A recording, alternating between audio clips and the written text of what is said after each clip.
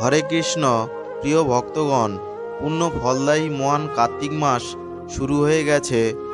পদ্মপুরাণে বলা হয়েছে, কার্তিক মাসের সমান কোনো মাস নেই। সত্যযুগের সমান যেমন কোনো যুগ নেই, আর গঙ্গার সমান কোনো নদী নেই। যেমন ভগবান শ্রী বিষ্ণুর সব তিথির থেকে একাদশী তিথি খুব প্রিয়, তেমনি সব মানুষের থেকে কার্তিক মাস ওনার খুব প্রিয়। এটাই সেই মাস। এই মাসে করা যে কোনো ধার্মিক কাজ, জপ তপ, ধ্যান দান, শ্রীহরি কথা শ্রবণ আর ওনার সেবায় হাজার গুণফল প্রাপ্য করতে পারবেন। তাই এখন কার্তিক মাসের কাহিনী তথা মহিমা শ্রবণ করব। প্রিয় ভক্তগণ, যে লীলাধর শ্রীকৃষ্ণকে বড় বড় ঋষিমুনি ও দেবতারা ধরে রাখতে পারতেন না, এমনই নন্দলাল গোপাল শ্রীকৃষ্ণকে মা যশোদা ধরে এই মাসে দীপাবলি দিনে কোমরে দড়ি বেঁধে রেখেছিলেন। ভগবান শ্রীকৃষ্ণের কোমরবন্ধনের এই লীলা এই মাসেই সম্পূর্ণ হয়েছিল। এই বছর কার্তিক মাস 29শে অক্টোবর রবিবার থেকে 27শে নভেম্বর সোমবার পর্যন্ত। একবার ভগবান ব্রহ্মা নারদ মুনিকে কার্তিক মাসের মহিমা ব্যাখ্যা করতে গিয়ে বললেন, কার্তিক মাস ভগবান বিষ্ণুর সর্বদা প্রিয়। এই মাসে ভগবান বিষ্ণুর আরাধনা করে যে কোনো কাজ করলে তার ফল অবশ্যই পাওয়া যাবে।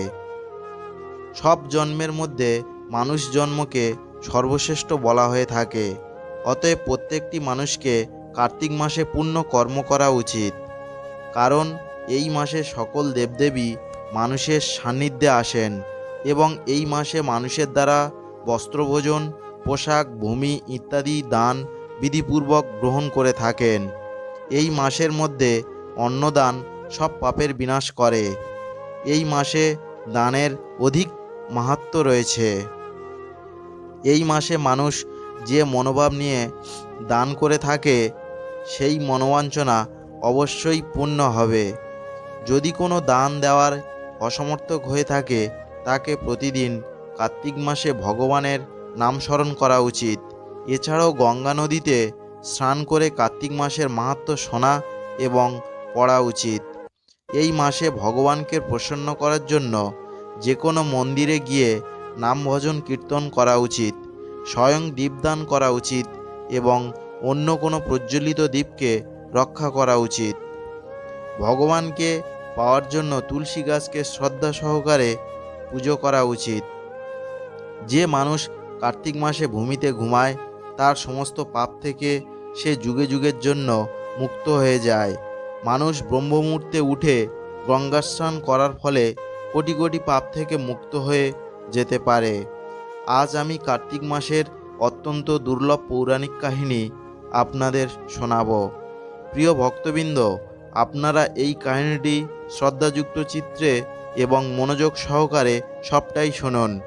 এক নগরে এক ব্রাহ্মণ দম্পতি ছিল। তারা প্রতিদিন 7 ক্রোশ দূরে গঙ্গা ও যমুনা নদীতে স্নান করতে যেতেন। এত দূরে যাওয়া আসার ফলে ব্রাহ্মণ স্ত্রী ক্লান্ত হয়ে পড়তেন। একদিন সে তার স্বামীকে বললেন, হ্যাঁ স্বামী, আমাদের একটা পুত্র থাকলে কত ভালো হতো। তাহলে আমাদের বৌমা হতো, ফলে আমরা ঘরে আসার পর তৈরি করা খাবার খেতে পারতাম। বৌমার ঘরে কাজও করত এবং আমাদের সেবাও করত। স্ত্রীর কথা শুনে ব্রাহ্মণ বললেন, হে প্রিয়, তুমি ঠিক কথাই বলেছ। চলো, আমি তোমার জন্য বৌমা এনে দিচ্ছি। ব্রাহ্মণের কথা মতো তার স্ত্রী পুঁটলি বেঁধে দিল এবং ব্রাহ্মণ চলে গেলেন। রাস্তায় চলতে চলতে ব্রাহ্মণ যমুনা নদীর তীরে অনেক সুন্দরী কন্যাকে খেলতে দেখলেন। তারা বালি দিয়ে ঘর বানিয়ে খেলছিল।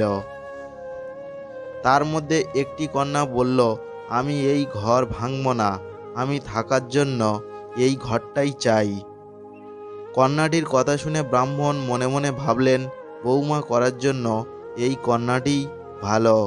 যখন কন্যাটি চলে যেতে লাগলো, তখন সে কন্যাটির পিছন পিছন তার বাড়ি পর্যন্ত চলে গেলেন।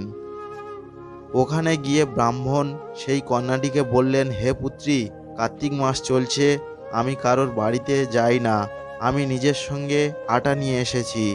তুমি তোমার মাতাকে জিজ্ঞাসা করো, তুমি কি আমার জন্য এই আটা দিয়ে 4টি রুটি বানিয়ে দিতে পারবেন? যদি তিনি আমার জন্য এই আটা দিয়ে রুটি বানিয়ে দেন, তাহলে আমি রুটি খেয়ে নেব। এবার কন্যাটি গিয়ে তার মাকে সব কথা বলল। তার মা বললেন, ব্রাহ্মণকে বলো ওনার আটা দিতে, আমি রুটি বানিয়ে দিচ্ছি।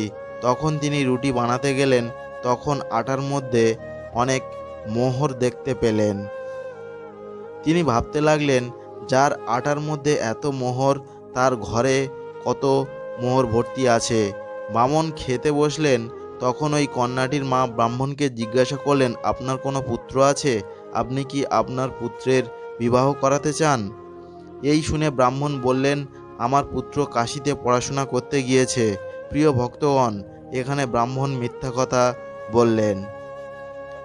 কেন মিথ্যা কথা বললেন সেটা আপনি এই কাহিনীটি সবটা শুনলেই বুঝতে পারবেন। ব্রাহ্মণ বললেন, যদি আপনি বলেন তাহলে খণ্ডঘটির সাথে বিবাহ করিয়া আপনার কন্যাকে নিয়ে যাব। ওনার মা বললেন, ঠিক আছে ব্রাহ্মণ দেব। এবার কন্যার মা তার কন্যাকে খণ্ডঘটির সাথে বিবাহ দিয়ে ব্রাহ্মণের সাথে পাঠিয়ে দিলেন। অর্থাৎ ব্রাহ্মণ ওই ঘটিকে তার পুত্র মনে করিয়ে ওনার কন্যার সাথে বিয়ে দিলেন। ঘরে পৌঁছে ব্রাহ্মণ বললেন, ভাগ্যবতী রামুর মা, দরজা খোলো, দেখো আমি তোমার জন্য বউ এনেছি। ব্রাহ্মণের স্ত্রী ঘরের ভিতর থেকে বললেন, আমাদের তো কোনো পুত্র নেই, তাহলে বৌমা কোথা থেকে আনলেন? পৃথিবী আমাকে নিয়ে ঠাট্টা করতে এবার তুমিও ঠাট্টা করতে লাগলে। ব্রাহ্মণ বললেন, না ভাগ্যবতী, তুমি দরজা খুলে তো দেখো। যখন ব্রাহ্মণ দরজা খুললেন, তখন সামনে বৌমাকে দাঁড়িয়ে থাকে দেখলেন। তিনি তার পুত্রবধূকে স্বাগত জানালেন। এবার দেখুন, যখন ব্রাহ্মণ তার স্ত্রীর সঙ্গে সকালে গঙ্গা স্নান করতে গেলেন, তখন তাদের বৌমার ঘরে সমস্ত কাজ তাকেই করতে বললেন। সে তাদের কাপড় জামা পরিষ্কার করে রাতে তাদের হাত পা টিপে দিত। এইভাবে অনেক দিন কেটে গেল। ব্রাহ্মণী তার পুত্রবধূকে বললেন, বৌমা, কখনো উনুনের আগুন নিভতে দেবে না এবং কলসির জল শেষ হতে দেবে না। কিন্তু একদিন উনুনের আগুন নিভে গেল। এটা দেখে পুত্রবধূ ভয় পেয়ে গেল এবং দৌড়ে তার প্রতিবেশীর কাছে গেল আর বলল, আমার উনুনের আগুন নিভে গেছে, আমার একটু আগুন লাগবে। ওনারা ক্লান্ত হয়ে ফিরে আসবেন, তাই আমাকে ওনাদের জন্য রান্না করতে হবে। তখন প্রতিবেশীরা বলল, তুমি তো মূর্খ, তোমাকে ওনারা দুজন মিলে বোকা বানাচ্ছে। পুত্রবধূ বলল, না বোন, এরকম নয়, ওনাদের পুত্র তো কাশীতে পড়াশোনা করতে গিয়েছে। এরপর প্রতিবেশীরা বলল, ওনারা তোমাকে মিথ্যা কথা বলে এনেছে, ওনাদের কোনো পুত্র নেই। এবার পুত্রবধূ প্রতিবেশীর কথা বিশ্বাস করে বলল, আমি তাহলে কি করব? তখন প্রতিবেশী বলল, কি আর করবে, যখন তোমার শ্বশুর শাশুড়ি আসবে তখন তাদের পোড়া রুটি খেতে দেবে আর নুনমিহিন ডাল বানিয়ে দিয়ে দেবে। এবং বাড়িতে এসে বৌমা শ্বশুর শাশুড়ির উপর সেটাই করল। এবং প্রতিবেশীরা এও বলল যে শ্বশুর শাশুড়ি বাইরে বের হলে তার সাত্রী ঘরের চাবি নিয়ে রাখতে। পরদিন স্নান করার জন্য তার শ্বশুর শাশুড়ি যখন বেরোতে লাগলো, তখন পুত্রবধূটি বলল যে আমার এই সাতটি চাবি দিতে। তারপর শাশুড়ি বৌমাকে চাবিগুলো দিল। শ্বশুর শাশুড়ি যাওয়ার পর বৌমা যখন সাতটি ঘর খুলে দেখতে পেল যে কোনো ঘরের মধ্যে অন্ন, কোনো ঘরের মধ্যে ধন সম্পদ ভরা আর কোনো ঘরে বাসন পড়ে আছে। তারপর সে যখন সব থেকে উপরে 7 নম্বর ঘরটি খুলল, তখন সে দেখতে পেল ভগবান শিব, মা পার্বতী, গণেশ, মা লক্ষ্মী, কার্তিক, দামোদর, তুলসী প্রত্যেকেই আছেন। সেখানে চন্দনকাঠে বসে একটি ছেলে ছিল। এই সব দেখে পুত্রবধূ আশ্চর্য হয়ে জিজ্ঞাসা করল। তখন ছেলেটি বলল, আমি তোমার স্বামী, এখন দরজা বন্ধ করে চলে যাও, মাতা পিতা আসলে খুলবে। এরপর একদিন তার শাশুড়ি মাকে ডেকে নিয়ে 7 নম্বর ঘরটি খুললেন এবং দেখলেন ভগবান শিব, মা পার্বতী, গণেশ, কার্তিক, দামোদর, তুলসী মাতা আছেন এবং গঙ্গা যমুনা বয়ে যাচ্ছে। আর ওখানে বসে একটি ছেলে মালা জপছে। শাশুড়ি ছেলেটিকে জিজ্ঞাসা করলো, পুত্র তুমি কে? ছেলেটি বলল। তখন ছেলেটি উত্তর দিল, আমাকে কার্তিক পাঠিয়েছেন। এবার দেখুন শাশুড়ি সেই সমস্যা সমাধানের জন্য পৃথিবীতে পণ্ডিতের কাছে সাহায্য চাইলেন। তখন পণ্ডিতরা বললেন, নদীর এই পাড়ে ছেলে বৌমা দাঁড়িয়ে পড়ো আর ওই পাড়ে মা দাঁড়িয়ে পড়ো। যদি মায়ের ছাতি থেকে দুধ বেরিয়ে ছেলের দাড়িগোঁ ভিজে যায় আর কখনো জলের সাহায্যে যদি ছেলে বৌমার গাঁট জোড়া বাঁধে, তখনই সংসার মানবে যে ছেলেটি এই মায়ের সন্তান। এবার দেখুন তারা তেমনটাই করল। একদিকে মা, অন্যদিকে ছেলে এবং তার বৌমা দাঁড়িয়ে থাকলো। মা হাতজোড় করে শ্রীকৃষ্ণ নারায়ণ বিষ্ণুকে স্মরণ করলেন আর বললেন, আমার পুজোতে যদি একটুও শক্তি থাকে, আমি যদি শ্রদ্ধাভাবে করে থাকি, তাহলে যেন আমার এই পরীক্ষা সফল হয়। এরপর মায়ের ছাতি থেকে দুধের ধারা বেরিয়ে ছেলের দাড়ি ভিজে গেল। পবন এবং জলের ধারা ছেলে ও বৌমার গাঁট জোড়া বেঁধে গেল। এইসব দেখে ব্রাহ্মণ ও ব্রাহ্মণী অত্যন্ত প্রসন্ন হয়ে গেলেন। এইসব ঘটনা বাকি পুরোহিত ও ব্রাহ্মণজন দেখেছিলেন।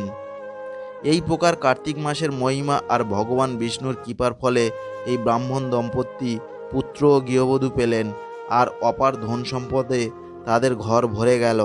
এটাই ছিল কার্তিক মাসের কাহিনী। যেমন ব্রাহ্মণ ও ব্রাহ্মণীকে পুত্র দিলেন, তেমনি কার্তিক মাসের এই কাহিনী যে বলবে এবং যে শুনবে তাদের প্রত্যেককে ভগবান কৃপা করবেন।